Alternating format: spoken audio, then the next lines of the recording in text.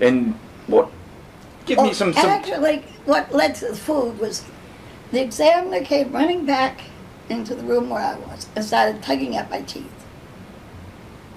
And he wanted to know why Barney's teeth were removable and mine were not. And the story is Barney had dentures. Yeah, during World War II, Barney got too close to a hand grenade and knocked his teeth out. And they were totally confused by all of this. That was very puzzling to them. Yeah. And humorous. Yeah.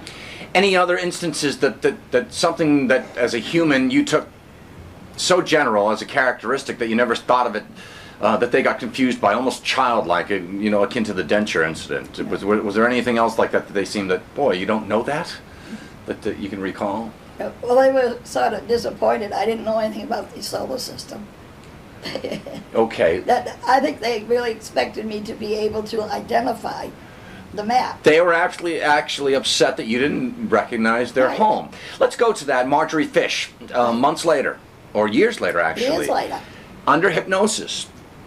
Tries to induce you under hypnosis to redraw that star. No, okay, no. maybe you can go over that.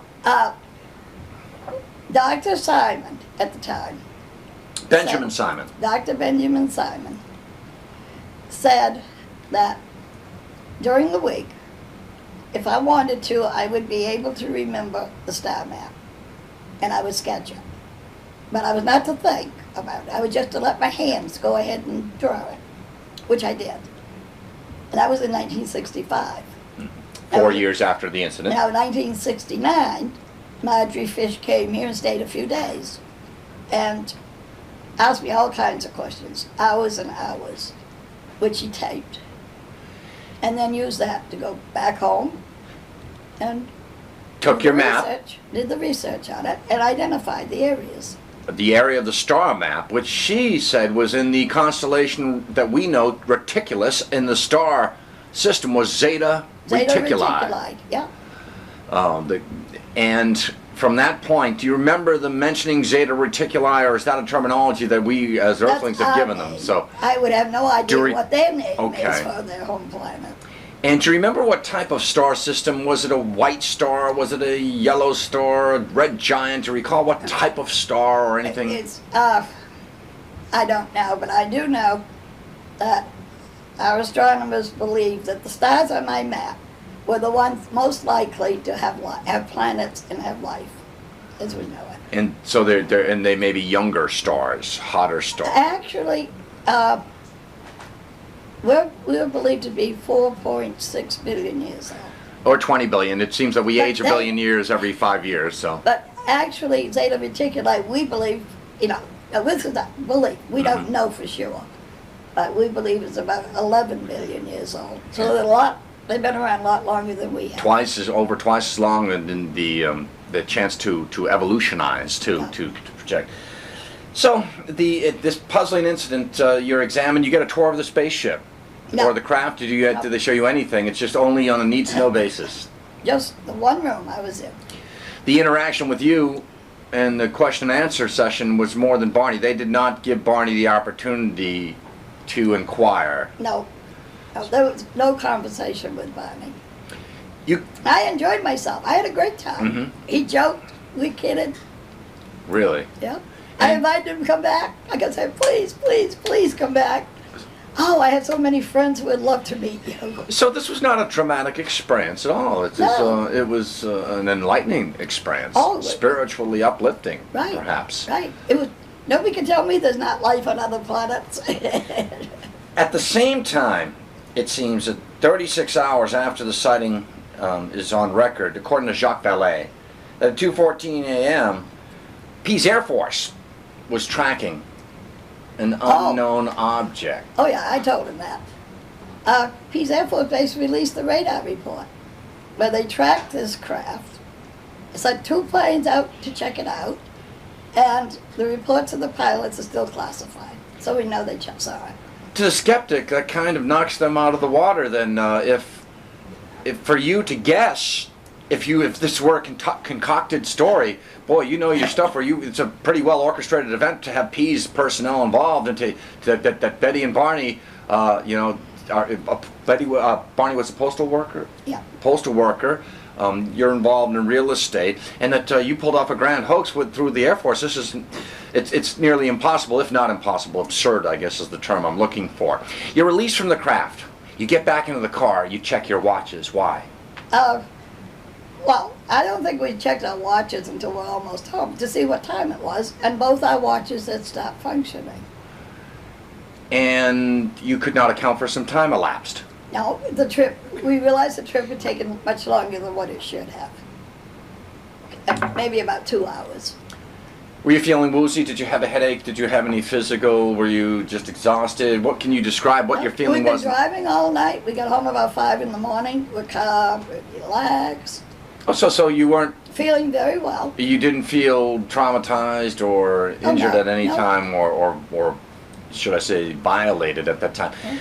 You go in the house, and I guess is it the next morning you check out the car and what happens when you look at the car? Highly polished spots on the trunk of the car. Highly. And that day we were getting tropical rains from a hurricane that was going through, and it was heavy downpour, and didn't affect spots at all. They stayed there for months. Your sister, who claimed to have seen a UFO, suggested that you do what around the car? She talked to a physicist who said go out with a compass and check out the spots, which we did. What happened? And the compass was very, very erratic. Almost spinning, or just? Yeah, it was, and we tried it on different other parts of the car, and it didn't react that But just near where the spots were. Just the spots. Hence the inference being a magnetic anomaly. Yeah. Something was really distorting the magnetic draw of the compass. Yeah. At that point, afterwards, do you contact CUFOS, Dr. J. Allen Hynek, or what is the sequence of events? No. Does Walter Webb appear? First of all, we didn't do anything. Okay. And then NICAP in Washington. Okay. I wrote to them because I wanted to know, being exposed to a UFO, close range, was there any health problems? Were we exposed to radiation? What kind of dangers? They dispatched Walter Webb as their representative. That was later. Okay. So NICAP has that. That letter winds up on the files of the Center for UFO Studies with Dr. J. Allen Hynek. It might have, I don't know. You never ever communicated with Dr. Hynek? Oh yeah, we became good friends. Oh really? But that was years later. Okay. We did numerous TV programs together. Okay. What was your feeling on Dr. Hynek? Was he obviously a thinly veiled skeptic? Oh no. He believed every word of it. At the end? Yeah. Oh, I mean, as soon as he met us. Sure. I think that his take on the UFO phenomena when he was humiliated with the swamp gas incident, have to trot out an absurd explanation for an event in front of a college dorm, I believe, in Michigan or near the Great Lakes. That's when he said, all right, enough, that he saw that the government was masquerading, or at least trotting out disinformation and misinformation on the UFO phenomena. Because when he first started, he was working for the government. Yeah. So, Dr. Hynek and you were great friends then? Oh, yeah. Great. I know many. And I believe Dr. Hynek's son, there's a son who used to, I don't know about now, you live down here in Massachusetts. Oh, okay. So, you're having some troubling dreams now. Is that what happens at home? Oh. After the actually, encounter? 10 nights after this happened, I had a series of dreams for 5 nights. Each dream was different, which later I found out was a recall of what had happened. And the dreams were depicting what you just described to me. At that point, what do you do? Is Barney troubled by all of this? Is Barney... No. Has his life pattern changed? Has his mood changed at all? Or actually... Any physical... The first thing I did was each morning, during the next day, I wrote down what I could remember of my dream. The following day, which would be the 20th.